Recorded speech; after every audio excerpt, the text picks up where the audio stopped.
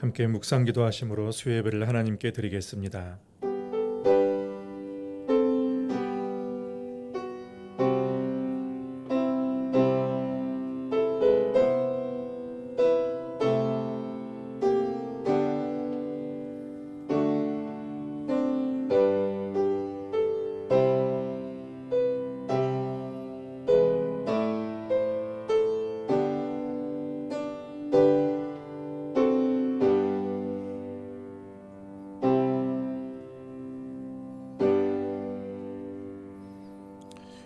우리의 신실하시고 선하신 목자 되신 하나님께서 3일간도 우리를 보호하여 주시고 이 시간도 사모하는 마음으로 하나님 옆에 나와 주의 얼굴을 보며 예배하게 하심을 감사드립니다. 주님을 사랑하고 또 우리가 성도 안에서 한 마음과 한 뜻을 가지고 하나님을 예배하오니 주님 홀로 영광 받아 주시고 이 시간에 주님의 뜻만이 온전히 나타나게 하여 주옵소서. 예수 그리스도의 이름으로 기원하옵나이다. 아멘. 찬송가 337장 부르신 후에 임경숙 집사님 기도 인도해 주시겠습니다.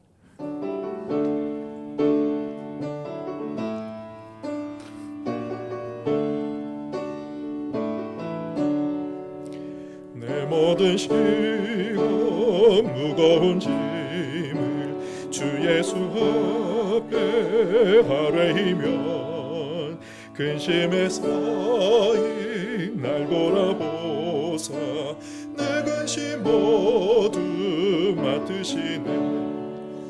무거운 짐을 나 홀로 지고 견디다 못해 쓰러질 때 불쌍히 여겨 구원해 주리 은혜의 주님 오직 예수. 내 모든 괴로움 닥치는 환난 주 예수 앞에 아뢰이면 주께서 친히 날 구해 주사 넓으신 사랑 베푸시네. 무거운 짐을 나 홀로 지고 견디다 못해 쓰러질 때 불쌍히 여겨 구원해 주리 은혜의 주님 오직 예수. 내 짐이 점점 무거워질 때 주 예수 앞에 아뢰이면 주께서 친히 날 구해 주사 내 대신 짐을 져주시네. 무거운 짐을 나 홀로 지고 견디다 못해 쓰러질 때 불쌍히 여겨 구원해 주리 은혜의 주님 오직 예수.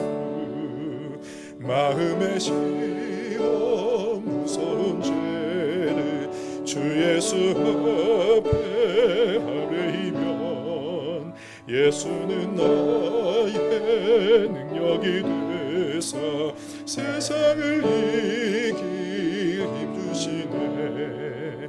무거운 짐을 나 홀로 지고 견디다 못해 쓰러질 때 불쌍히 여겨 구원해 주리 은혜의 주님 오직 예수.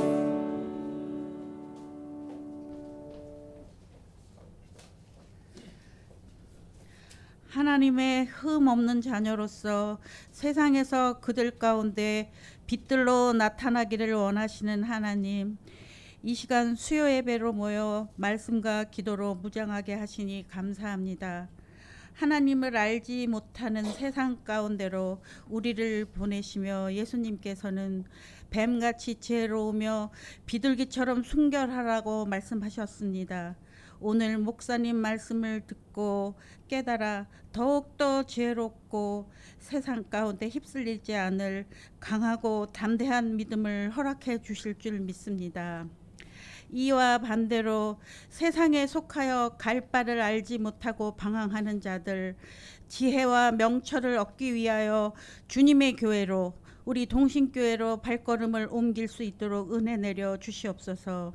하나님을 경외하는 것이 지혜의 근본이라고 하였는데, 가장 근본이고 기초가 되는 일은 주님의 몸된 교회에 함께 모여 하나님께 예배하고 성도 간의 교제를 나누며 하나님의 사랑을 알아 서로 사랑하는 일일 것입니다. 우리 교회의 빈자리를 가득 채우사 하나님께 영광 돌리는 은혜가 충만하게 하시옵소서.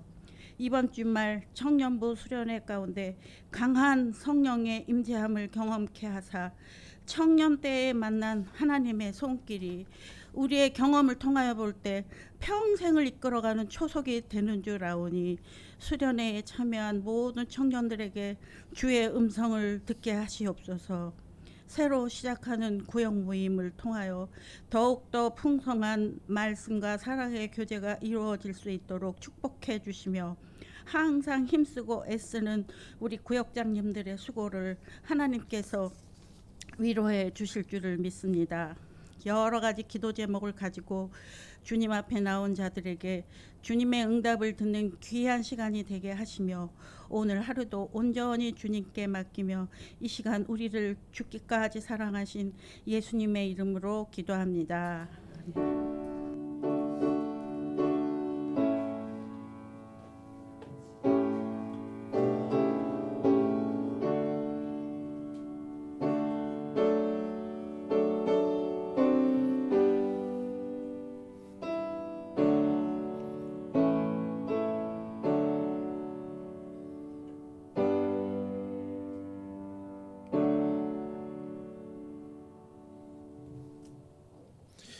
함께 보실 말씀은 출애굽기 5장 1절에서 23절까지의 말씀입니다. 출애굽기 5장 1절로 23절까지의 말씀, 제가 가진 성경 구약 87면입니다.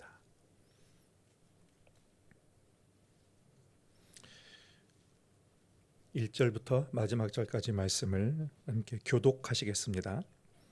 그 후에 모세와 아론이 바로에게 가서 이르되, 이스라엘의 하나님 여호와께서 이렇게 말씀하시기를 내 백성을 보내라. 그러면 그들이 광야에서 내 앞에 절기를 지킬 것이니라 하셨나이다.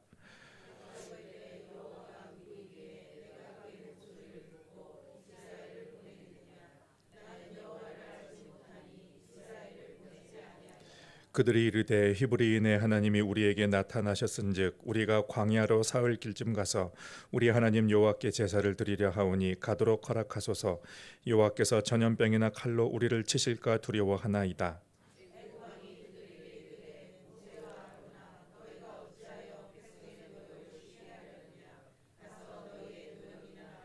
바로가 또 이르되, 이제 이 땅의 백성이 많아졌거늘 너희가 그들로 노역을 쉬게 하는도다 하고,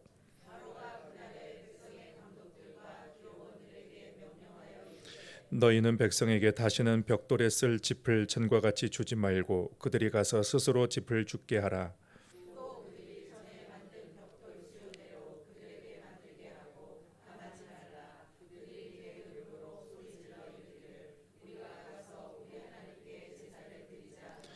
그 사람들의 노동을 무겁게 함으로 수고롭게 하여 그들로 거짓말을 듣지 않게 하라.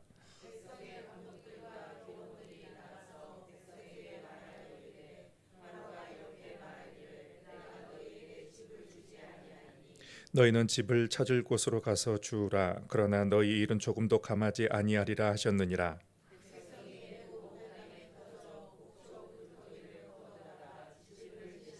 감독들이 그들을 독촉하여 이르되, 너희는 집이 있을 때와 같이 그날의 일을 그날에 마치라 하며,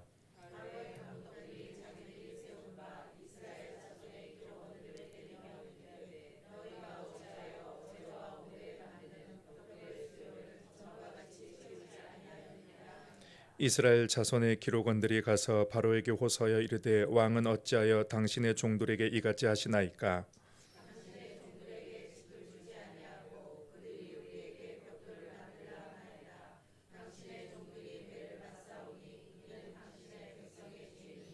바로가 이르되 너희가 게으르다 게으르다 그러므로 너희가 이르기를 우리가 가서 여호와께 제사를 드리자 하는도다.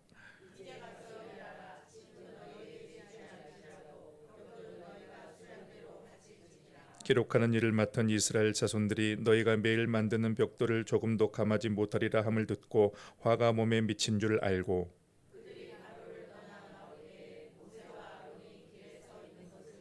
그들에게 이르되 너희가 우리를 바로의 눈과 그의 신하의 눈에 미운 것이 되게 하고 그들의 손에 칼을 주어 우리를 죽이게 하는도다. 여호와는 너희를 살피시고 판단하시기를 원하노라.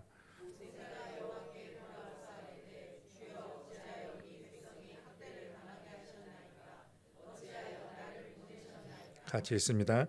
내가 바로에게 들어가서 주의 이름으로 말한 후부터 그가 이 백성을 더 학대하며 주께서도 주의 백성을 구원하지 아니하시나이다. 아멘. 우리는 지난주에 모세를 설득하시는 하나님의 이야기를 나누었습니다. 하나님의 명령이 떨어졌지만 모세는 여러 가지 핑계를 대면서 그 명령을 거부했습니다. 어떻게든 좀 회피하고 빠져나가려고 그렇게 여러 가지 노력을 핑계를 댔습니다. 마지막으로는 입이 뻣뻣하고 혀가 둔하여서 말을 하지 못한다 그렇게 변명을 했습니다. 그래서 하나님께서 대안을 주셨는데 그의 형을 말 잘하는 그의 형을 같이 동역자로 보내겠다 그렇게 말씀하셨습니다. 모세는 이제 두 손 두 발 다 들었습니다. 그래서 더 이상 거절하지 못해요. 그래서 하나님 앞에 항복하게 되고 급기야 이제 순복을 하게 됩니다. 그래서 그의 장인 이드로에게 찾아가서 이드로에게 인사를 하고 그리고 이제 가족들과 함께 이제 애굽을 향하여 출발하게 되었습니다. 그것이 이제 지난주에 나눈 내용입니다. 그런데 우리가 지난주에 4장에서 나누지 못한 그런 내용 중에 하나가 있습니다. 그것은 모세가 길을 가다가 이제 숙소에 머무를 때에 하나님께서 모세를 죽이려고 하셨던 그런 사건이죠. 그때 하나님께서 모세를 죽이려고 하자 그의 아내 시보라가 그의 아들 게르솜의 그 포피를 베어서 그러니까 생식기의 그 피부죠. 그 포피를 베어 가지고 모세의 발 앞에 대면서 당신은 참으로 내게 피난편이로다. 그래서 모세에게 당신은 내게 피난편입니다라고 말하게 되고 그때 여호와께서 그 모세를 놓아주십니다. 그래서 모세가 이제 살아나게 됐죠. 그래서 성경은 이렇게 기록을 했습니다. 시보라가 모세를 향하여 피난편이라 함은 할례 때문이다 이렇게 설명을 하고 있습니다. 우리가 성경을 보게 되면 이해가 안 되는 그런 내용들이 구절들이 종종 경험하게 됩니다. 그런데 여기도 그러한 내용 중에 하나라고 할 수가 있습니다. 당시에 이스라엘 백성에게 할례가 굉장히 중요하죠. 그래서 할례는 언약의 표징이에요. 표징이 되는 것입니다. 그래서 할례를 받음을 통해서 하나님의 백성이다. 그것을 나타내게 되는 것이죠. 할례를 받지 않으면 하나님의 언약 밖에 있는 존재예요. 하나님과 상관없는 그런 사람으로 서게 되는 것이죠. 그런데 모세의 아들인 게르솜이 할례를 받지 않았습니다. 왜 할례를 받지 않았을까? 여러 가지 의견들이 있어요. 근데 가장 이제 그럴듯한 의견은 모세의 아내인 시보라가 그것을 허락하지 않았을 것이다라는 그런 의견이 있습니다. 그러니까 남편의 어떤 신앙적인 이유 때문에 자기 아들에게 어린 그 아이에게 그렇게 피를 흘리게 하는 고통을 줄 수 없다라는 그러한 이유였다라는 것입니다. 하나님은 당신의 백성으로서 대업을 이루어야 될 그런 모세의 그 가족을 먼저 언약 백성으로 그렇게 인정해야 되는 그런 과정이 필요하다. 그것을 판단하신 것입니다. 그래서 모세에게 죽음의 위협을 가해서라도 협박을 한 것이죠. 그렇게 그 할례를 압박을 한 것입니다. 그래서 이 상황을 눈치챈 그 시보라가 재빠르게 이제 어쩔 수 없이 할례를 직접 실행했다는 것입니다. 그 순간 시보라와 아들이 이제 언약 공동체로 들어오게 되고 그 위기를 넘겼다. 그것이 이제 학자들의 그런 의견입니다. 그래서 여기서 피난편이라는 그런 말은 피의 할례를 통해서 맺어진 언약적인 관계라는 그런 의미가 담겨 있습니다. 이제 오늘 말씀의 제목은 이제 바로 앞에 서다입니다. 그러니까 할례 사건을 통해서 하나님과의 언약 관계를 확인하게 된 이제 모세는 이제 다시 길을 나서게 되고 하나님께서 아론에게 나타나셔서 광야에 가서 모세를 맞으라라고 명령하시자, 그래서 아론과 모세가 광야에서 같이 합류하게 되고 이제 같이 사역을 시작을 하게 됩니다. 그들이 먼저 이스라엘 백성들의 지도자를 찾아가죠. 백성들을 찾아가서 먼저 하나님의 말씀을 전하고 이적을 행했습니다. 그때 백성들이 믿었다 그렇게 기록을 하고 있습니다. 그리고 이제 드디어 모세와 아론이 바로 앞에 서게 됩니다. 그리고 바로 앞에 서서 그들이 처음 한 말이 1절입니다. 우리 1절을 같이 한번 읽겠습니다. 그 후에 모세와 아론이 바로에게 가서 이르되 이스라엘의 하나님 여호와께서 이렇게 말씀하시기를 내 백성을 보내라. 그러면 그들이 광야에서 내 앞에 절기를 지킬 것이니라 하셨나이다. 여기 보시면요, 모세와 아론이 하나님의 말씀을 전달하는데 내 백성을 왜 애굽에서 보내라고 했습니까? 내 백성을 보내라. 그러면 그들이 광야에서 내 앞에서 절기를 지킬 것이다. 그러니까 절기를 지킨다는 것은 곧 제사죠. 오늘날의 의미로는 예배죠. 하나님이 우리를 부르신 첫 번째 목적은 예배입니다. 가장 중요합니다. 이게 이제 그리스도인의 구원의 부르심의 첫 번째 길이에요. 그리고 그것이 방향입니다. 인생의 방향이죠. 그래서 우리의 방향과 목적, 우리가 부르심을 받은 그런 목적은 하나님과 예배하는 것입니다. 하나님께 예배하는 것이고 또 하나님과의 관계를 우리가 친밀하게 하는 것입니다. 그것이 가장 중요하다고 있습니다. 그런데 출애굽기 3장 18절에서도 그것을 강조하고 있어요. 앞에서 보면은 그 하나님께서 뭐라고 전달할지를 얘기를 해주는 건데 제가 한번 읽어드리겠습니다. 그들의 장로들과 함께 애굽 왕에게 이르기를 히브리 사람의 하나님 여호와께서 우리에게 임하셨은즉 우리가 우리 하나님 여호와께 제사를 드리려 하오니 사흘길쯤 광야로 가도록 허락하소서 하더라. 그러니까 이 말을 하나님께서 모세에게 전달한 것이고 가서 광야길로 가서 하나님께 제사를 드리고 절기를 지키라, 이 말을 하나님께서 모세에게 전한 것이고, 그리고 그 말을 그대로 이제 모세와 아론이 지금 와서 지금 여기서 바로 앞에 가서 얘기를 하는데 그 이스라엘 백성들을 보내는 그 목적은 그것은 예배다. 그러니까 하나님께 예배하는 백성이 되게 하기 위함이다라는 것을 분명하게 얘기를 해주고 있습니다. 그래서 여기서 우리에게 말씀해 주는 것은 참된 예배를 드리기 위해서는 뭘 떠나야 되는 거예요. 바로를 떠나야 되는 거죠. 그리고 애굽을 떠나야 된다. 참된 예배를 드리기 위해서라는 것입니다. 그러니까 애굽의 신을 떠나는 거죠. 우리가 전에 섬겼던 그런 신을 완전히 떠나는 것이죠. 그리고 또 애굽의 문화를 떠나는 것이죠.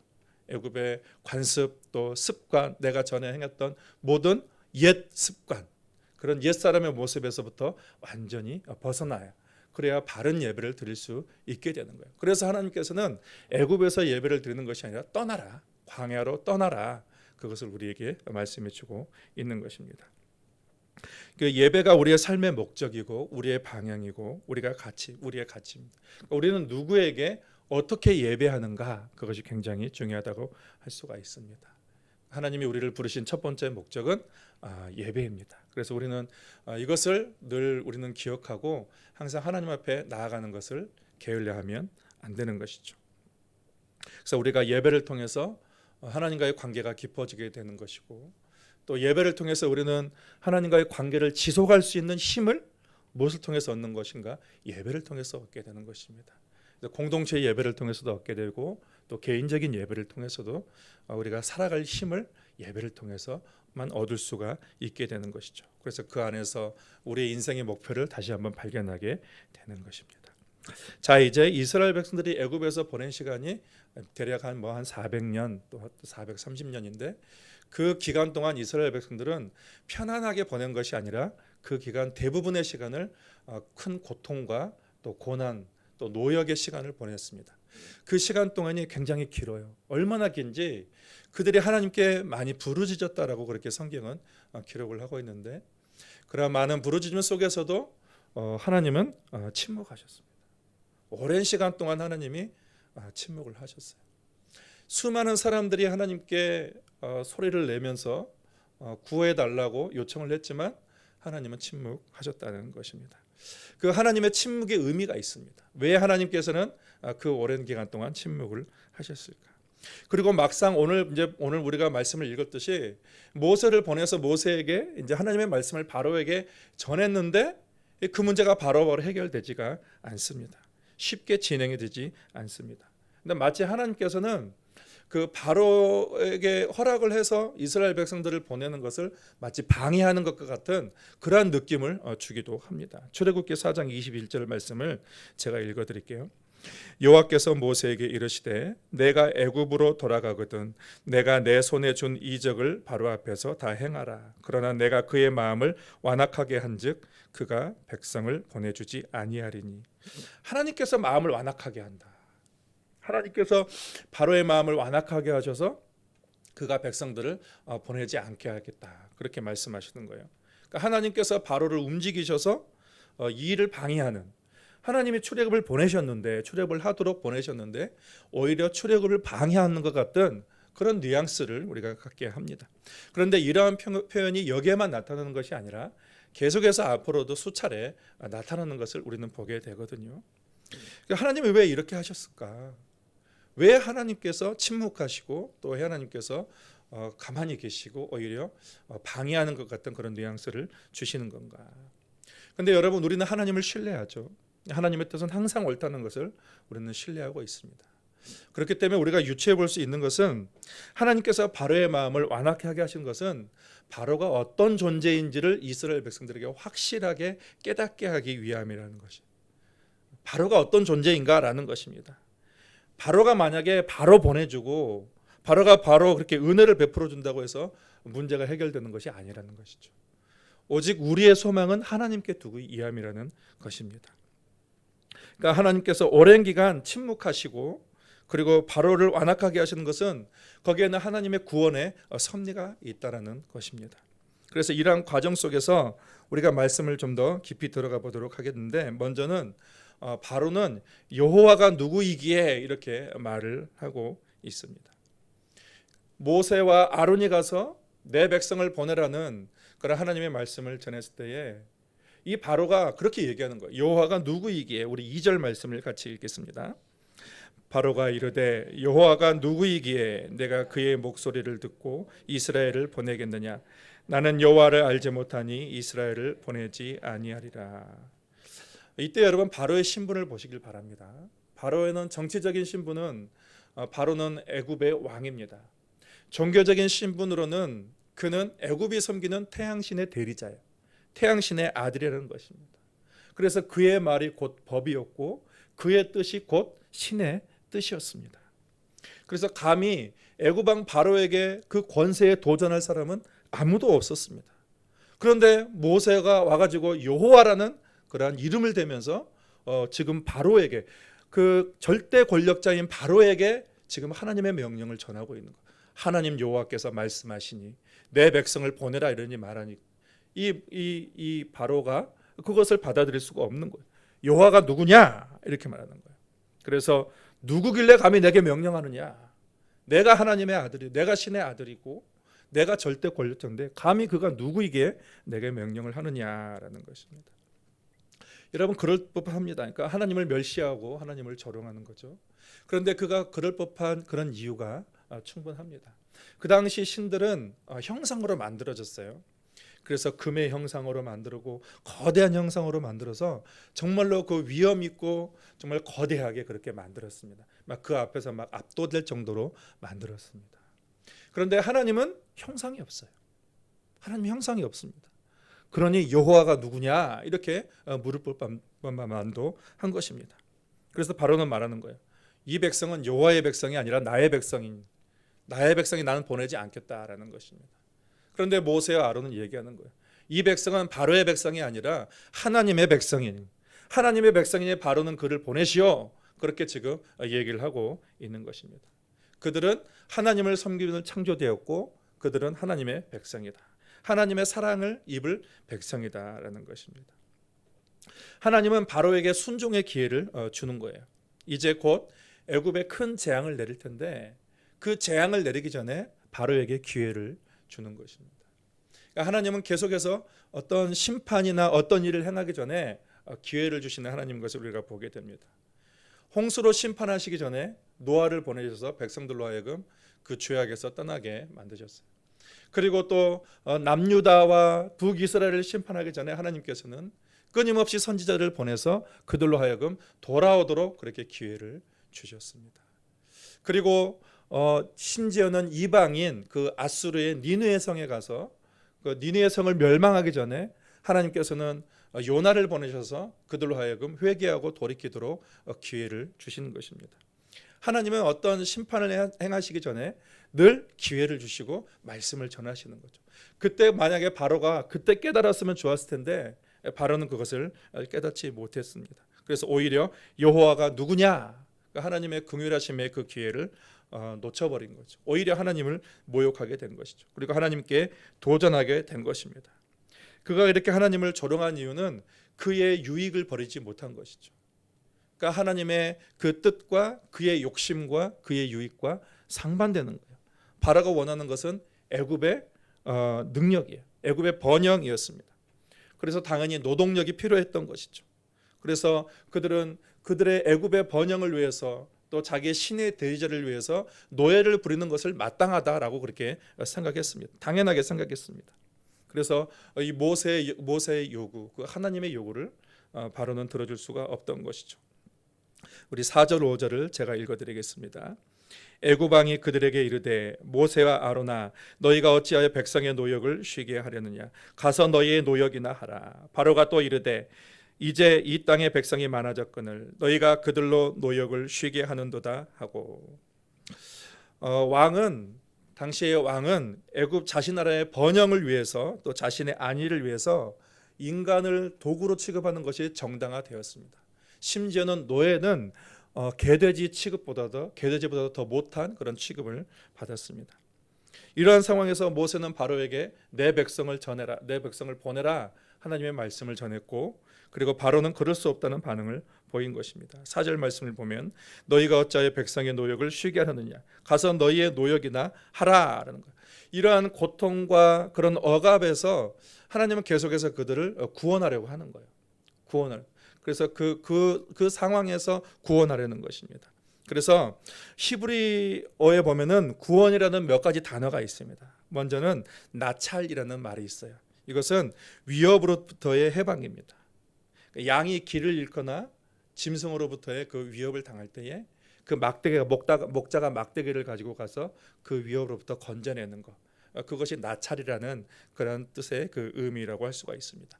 반대 세력과 싸워서 구출해내는 것, 이것이 구원의 한 가지 의미입니다. 또 하나는 아쏴입니다. 아쏴는 속박에서 풀어낸다라는 것입니다. 그러니까 예수의 말과 동의어예요. 예수의 말과. 그래서 속박에서 풀어내서 그들을 자유롭게 한다라는 그런 의미가 담겨 있습니다. 또 하나는 우리가 잘 아는 샬롬이라는 말입니다. 샬롬이라는 것이 구원이라는 의미야. 평화라는 의미죠.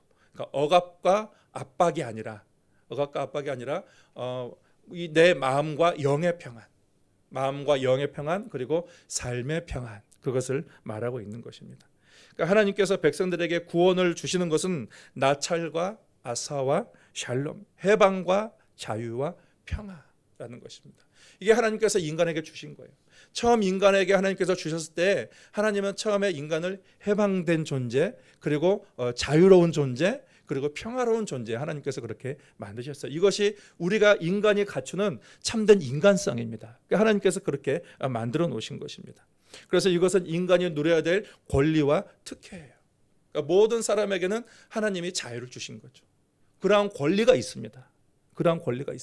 해방의 권리가 있습니다. 억압받지 않고 속박받지 않고 자유로워야 될 권리가 모든 사람에게는 있다는 것입니다. 그것이 구원의 의미입니다. 그런데 사람이 죄를 지음을 통해서 그러한 것에 대해서 해방되지 못하는 그런 존재가 된 것이죠. 그러니까 하나님께서는 구원을 통해서 인간에게 다시 바른 인간성을 회복시키려고 하는 것입니다. 그것은 자유입니다. 그의 삶과 그의 영혼과 그의 마음에 진정한 자유를 주고자 하는 것입니다. 그래서 바로는 하나님을 대항하는 자, 하나님의 뜻을 대항하는 자로 지금 나타나고 있습니다. 모세는 그러한 속박과 억압, 고난 중에서 백성들을 구원하기 위해서 보냄을 받은 자, 그것을 우리가 보여주고 있습니다.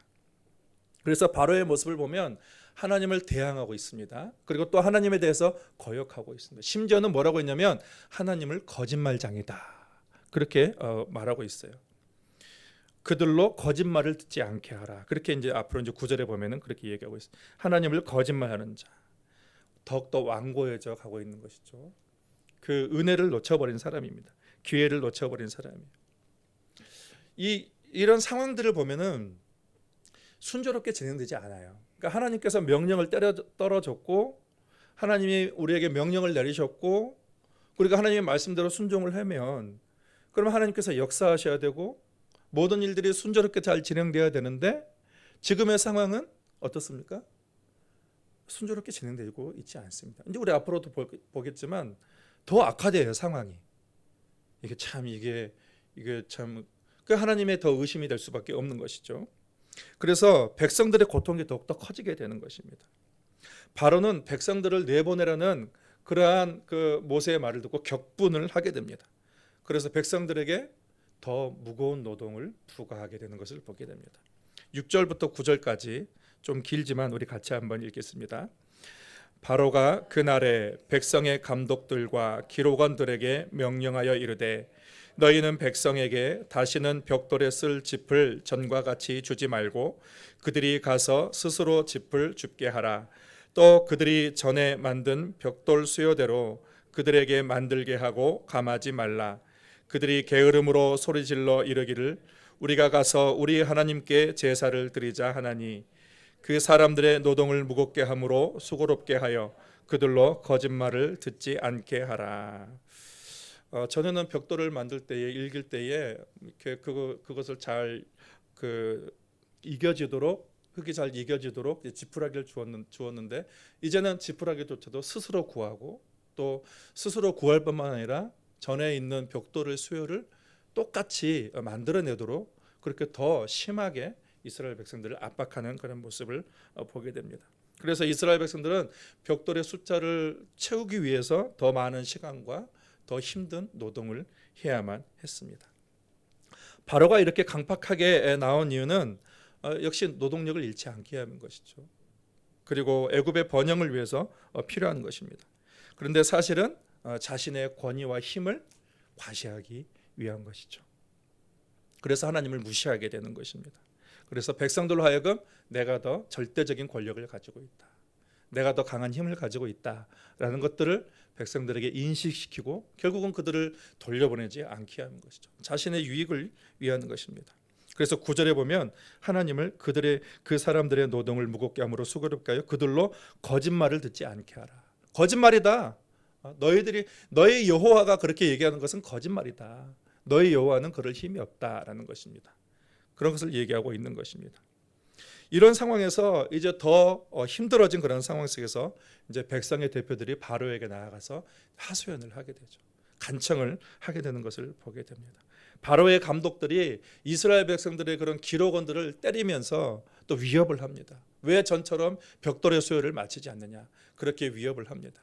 그래서 애굽의 감독들이 있으면 이 백성의 기록원들이 있습니다. 이 기록원들은 애굽의 감독들의 조수라고 할 수가 있어요.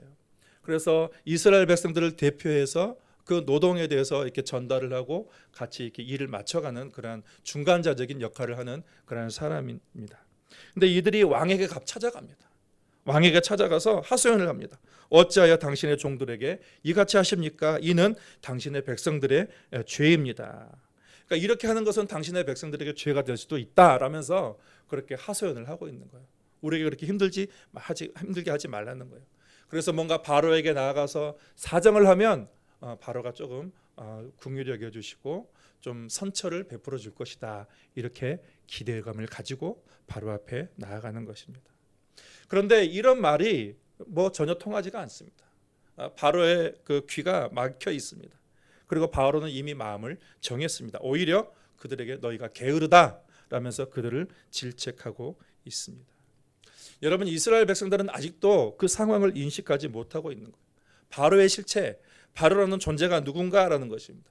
바로라는 존재는 그들을 구원해 줄 수 없는 존재라는 것을 그들은 지금 깨닫지 못하고 있는 거예요. 누가 구원자인가 라는 것들을 깨달아야 되는데 이들은 계속해서 바로를 의지하고 있고 바로에게 나아가서 바로가 그들을 도와줄 수 있고 바로가 그들을 그 노역에서 좀 가볍게 해줄 수 있을 것이다.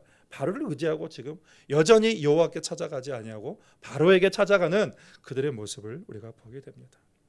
누가 구원을 분지를 하나님께서 이런 과정들을 통해서 지금 가르쳐주고 있는 거예요.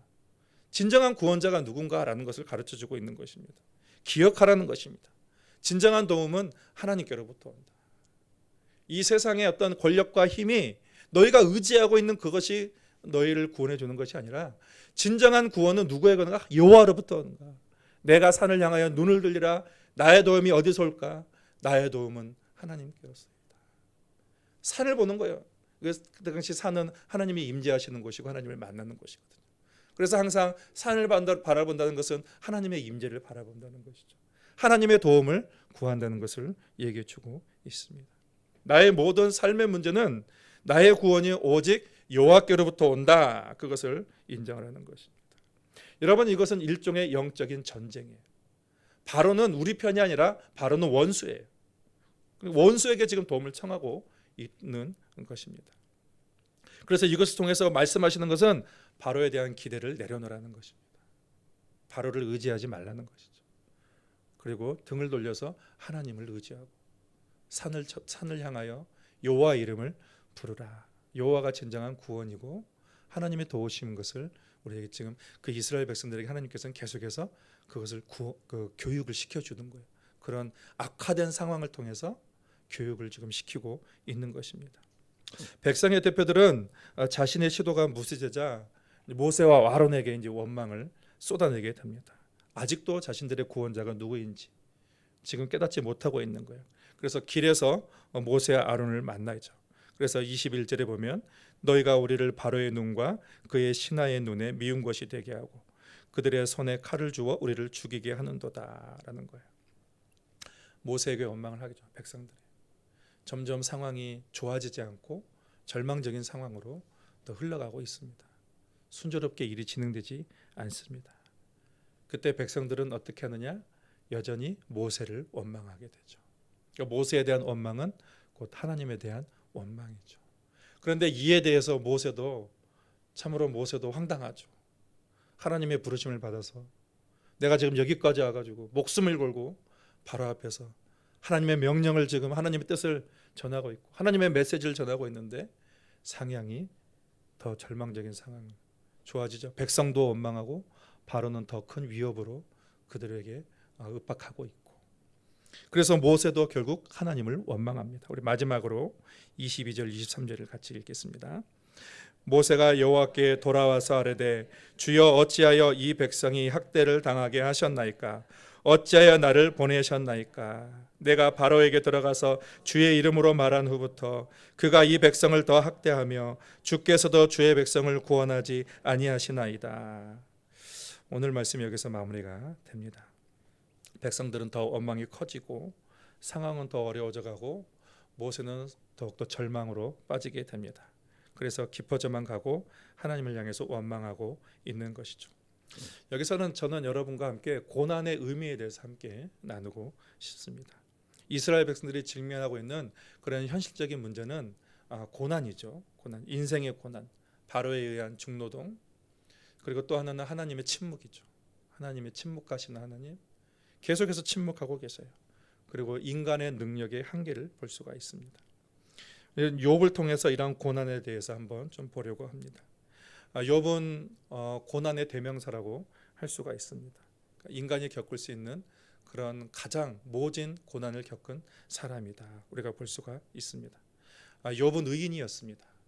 동방의 의인인데 의인임에도 불구하고 악인보다 더 심한 그런 고통과 고난을 당했던 사람이라고 할 수가 있습니다. 하루아침에 10명의 자녀들이 다 죽어버리게 되고 그의 모든 재산도 다 빼앗기게 되고 그리고 그의 육체 자체도 병에 걸리게 되고 그의 아내도 욥에 대해서 책망을 하게 되고 그리고 그의 친구들조차도 와서 위로하기는커녕 욥을 더욱더 괴롭게 만드는 그래서 육체와 그리고 정신과 그리고 영혼과 그리고 그의 상황과 그 모든 것들에 대해서 다 이게 절망스러운 그런 상황 가운데 빠지게 된 것입니다. 그런데 그 가운데서 욥에게 가장 어려웠던 것은 하나님의 침묵이에요. 하나님이 욥에게 나타나셔서 왜 내가 이러한 일을 당했는지, 그리고 왜 하나님이 도와주지 않는지에 대해서 하나님이 좀 욥에게 와서 좀 속 시원하게 얘기를 해주면 좋은데 알 수가 없는 기죠. 내가 뭔가 잘못한 것이 있나? 잘못한 것을 찾아봐도 뭔가 크게 그렇게 막 이 정도의 그런 어려움을 당할 만큼 그런 잘못한 것도 없는 것 같고, 그럼 뭐지? 누가 나를 회방했나? 그런 것도 아닌 것 같고, 하나님께 가서 그렇게 막 하나님께 질문을 하고 해도 하나님이 계속 침묵만 하고 하나님은 지켜보고만 계시는 거예요. 여러분, 우리도 그럴 때가 많이 있죠. 하나님이 오랫동안 침묵하실 때가 있어요. 뭐 기도를 했는데 어떤 거는 뭐 당장 하나님께서 응답하실 때도 있죠. 그렇지만 또 어떤 거는 5년 또 10년까지 그렇게 가도 하나님의 침묵하시는 것들을 경험하게 됩니다. 그럴 때 우리는 어떻게 해야 되는지를 우리가 욥을 통해서 한번 좀 보고자 하는데, 우리 욥기 1장 20절에서 22절까지 욥의 말을 제가 읽어드리겠습니다.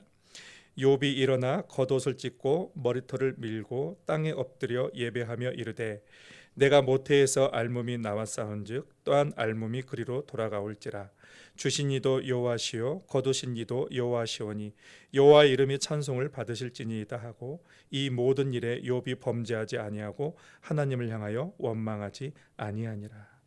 그러니까 욥은 하나님을 신뢰했습니다.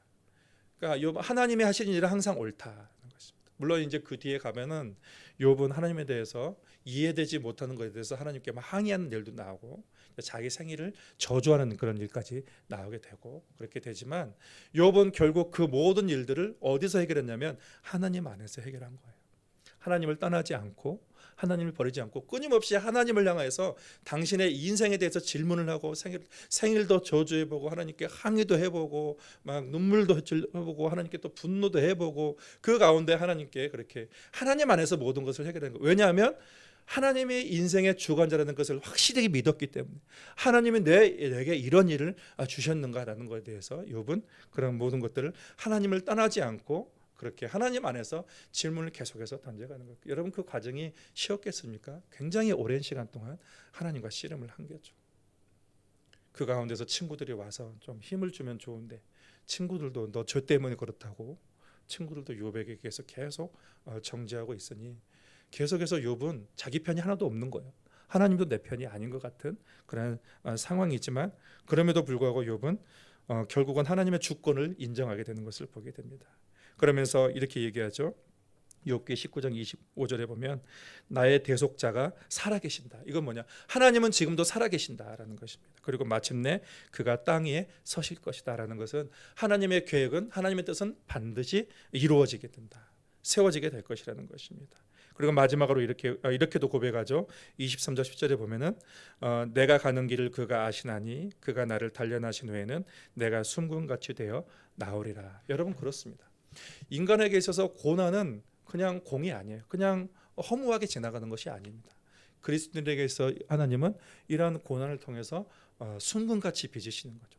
정금같이 그 믿음을 단련하시고 그 믿음을 순결하고 깨끗하게, 그래서 하나님 보시기에 정말로 합당하게 하나님께서 그 사람을 세워가시게 된다는 것입니다. 이게 욥의 고백이라고 말할 수가 있습니다. 여러분, 하나님께서 이스라엘 백성들에게 하시고자 하는 것은 바로의 완악함을 통해서 바로가 어떤 존재인지를 깨닫게 하기 위함이에요. 그리고 이런 고통스러운 노역을 통해서 결국은 세상을 의지하지 말고 누구만 바라보려는 거예요? 하나님만을 바라보는 훈련을 하게 만드는 거예요. 이 땅의 도움이 하나님에게 있다라는 것입니다. 여러분, 기복신앙과 참된 신앙의 차이가 있습니다. 기복신앙이라는 것은 내가 뭔가 잘되고 내가 복을 얻기 위해서 이 세상에 추구하는 어떤 것들을 내가 얻기 위해서 내가 신앙을 갖는 것을 기복신앙이라고 합니다. 여러분, 이런 신앙의 약점은 뭐냐면 진짜 내가 잘돼요. 그러면 하나님께 막 감사도 하고 사람들에게 막 쏟아져요. 그런데 내가 어려워요. 그러면은 하나님을 원망하고 심지어는 하나님을 떠나버릴 수도 있습니다. 그런데 참된 신앙은 어떤 것이냐면, 참된 신앙은 끝까지 하나님을 신뢰하는 거죠. 욥처럼 하나님의 주권을 인정하게 되는 거예요. 주신 자도 여호와시요 취하신 자도 여호와시죠. 그렇지만 하나님은 살아계시고 결국 하나님의 뜻은 이루어질 것이다. 하나님은 선하신 하나님이고 하나님이 하신 모든 일은 항상 옳다. 그분은 한 번도 당신의 성품과 반대되는 일을 행한 적이 없어요. 하나님은. 그래서 항상 가장 선한 성품대로 오늘 내게 주어진 이 삶이 최선이에요. 하나님의 최선이고 그것을 인정하며 끝까지 욥처럼 하나님 안에서 문제를 해결해 나가고 그리고 하나님을 예배하고 찬양하는 것을 포기하지 않는 것이 참된 신앙이다. 우리는 그렇게 얘기할 수가 있습니다. 여러분, 하나님께서 우리를 부르신 목적은 예배입니다. 끝까지 하나님을 예배하는 것입니다. 그리고 또 하나님의 뜻은 어떤 상황이 오더라도 하나님 안에서 인생의 문제를 해결해 나가고 그리고 끝까지 하나님을 신뢰하며 나가는 것입니다. 하나님을 신뢰하며 나갈 때에 여러분, 하나님의 놀라우신 은혜가 또 우리가 새롭게 되는 그런 역사가 우리 가운데 함께 하시기를 예수님의 이름으로 축복합니다. 하나님이 우리를 부르신 이유는 하나님 영광스러운 그 하나님 앞에 나아가서 참으로 하나님의 위엄과 하나님의 놀라운 사랑을 우리가 예배하기 위함인 것을 오늘 말씀을 통해서 우리로 하여금 알게 하시니 감사합니다. 우리의 인생의 방향과 목적, 아버지 하나님, 우리의 모든 살아가는 그 이유, 그것이 하나님을 예배하는 것이 되게 하여 주시옵시고, 하나님 아버지, 우리가 바로와 세상을 의지하지 않게 하여 주시고, 우리가 옛사람의 모습을 다 던져버리고 참으로 순전하고 거룩하고 온전한 모습으로 하나님을 신뢰하는 사람으로 하나님 안에서 참된 믿음을 가진 그런 인내하고 그리고 하나님을 신뢰하며 하나님의 영광과 그 역사를 이뤄가는 그런 믿음의 삶을 살아가는 우리 모든 성도들 되게 하여 주시옵소서. 예수님의 이름으로 기도하옵나이다. 아멘. 찬송가 325장 부르시겠습니다.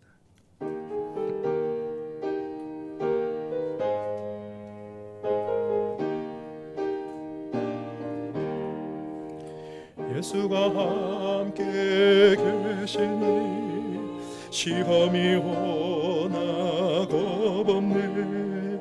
기쁨의 근원 되시네. 예수를 위해 섭시다. 날마다 주를 섬기며 언제나 주를 기리고 그 사랑 안에 살면서 딴 길로 가지 맙시다. 이 세상 사는 동안에 주 이름 전파하면서 무한한 복락 주시는 예수를 위해 삽시다. 날마다 주를 섬기며 언제나 주를 기리고 그 사랑 안에 살면서 딴 길로 가지 맙시다. 이 세상 친구 앞서도 예수는 나의 친구니 불의한 일을 버리고 예수를 위해 삽시다. 날마다 주를 섬기며 언제나 주를 기리고 그 사랑 안에 살면서 딴 길로 가지 맙시다. 주께서 심판하실 때 잘했다 칭찬하리니 이러한 상급 받도록 예수를 위해 삽시다.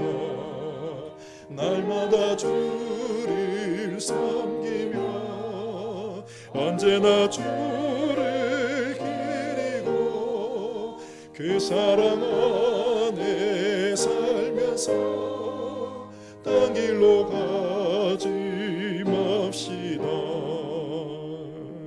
아멘.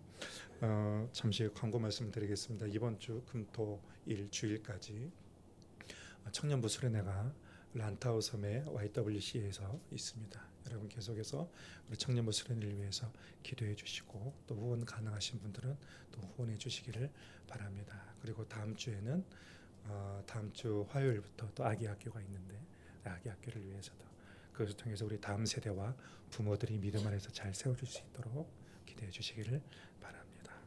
주기도문으로 예배를 마치겠습니다. 하늘에 계신 우리 아버지, 아버지의 이름을 거룩하게 하시며 아버지의 나라가 오게 하시며 아버지의 뜻이 하늘에서와 같이 땅에서도 이루어지게 하소서. 오늘 우리에게 일용할 양식을 주시고 우리가 우리에게 잘못한 사람을 용서하여 준 것 같이 우리 죄를 용서하여 주시고 우리를 시험에 빠지지 않게 하시고 악에서 구하소서. 나라와 권능과 영광이 영원히 아버지의 것입니다. 아멘.